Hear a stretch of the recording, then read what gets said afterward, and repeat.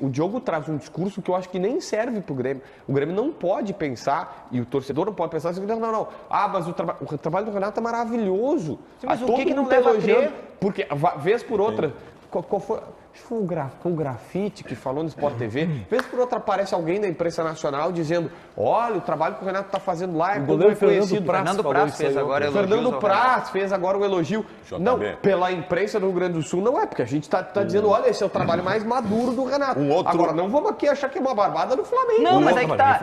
É que tu tá levando no 880, eu entendo.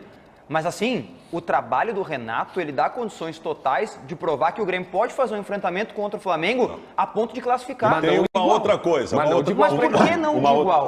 Uma outra coisa. Só porque o Flamengo tem jogadores melhores? São iguais, Diogo. Não são iguais, mas o Grêmio é tão grande contra o Flamengo e tem um time tão bom quanto. Eu queria pedir a permissão para o Diogo para poder participar do programa também e dizer para as pessoas que estão assistindo o seguinte. Não, mas aqui é só gremista. Hoje é a geral do Grêmio, né? Dizer o seguinte para as pessoas que estão assistindo. Tem um outro fator importante também. O Flamengo tem jogadores fabulosos como o Arrascaeta, como o Gabigol e outros tantos. Mas o melhor jogador do Flamengo na temporada é aquele jogador que o Flamengo contratou para essa temporada e que não estará em campo hoje. Se chama Gerson. Ele é o melhor jogador do Flamengo na temporada. O Inter pegou o Flamengo no Beira-Rio, o Inter parou o Gerson, acabou o Flamengo. Então, quando não parou, ele fez um golaço absurdo. É verdade. É hoje o dia do Grêmio encaminhar sua possibilidade de se classificar. Porque lá no Maracanã é Maracanã e volta o Gerson, o Grêmio precisa estabelecer uma vantagem hoje que eu talvez espero. com mais talento do que eu, tu disse exatamente o que eu penso. Mas o Benfica tem uma coisa, o Benfica falou uma coisa que é perfeita, se a gente não assiste o todo do Flamengo, a gente tem a certeza de que o Flamengo pode fazer qualquer coisa. Com este mesmo Gerson contra o América, o Flamengo não teve meio campo.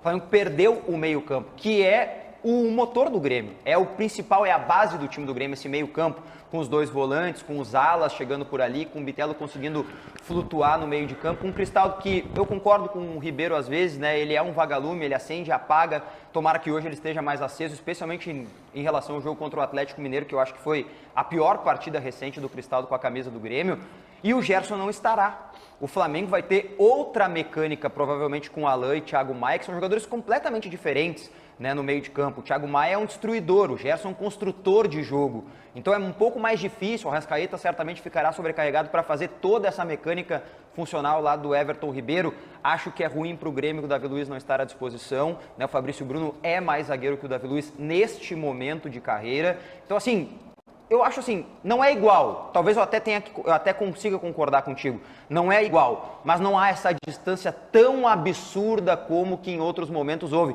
Eu estava vendo ontem os melhores momentos de Grêmio e Flamengo em 2019, que é um jogo que o Grêmio não tem o Jean-Pierre e o Renato coloca o Luan em campo, no jogo na arena. O Luan vai muito bem, inclusive, naquela partida. Tu estava vendo o jogo aleatório do Grêmio de 2019? Isso, às vezes acontecem umas loucuras assim.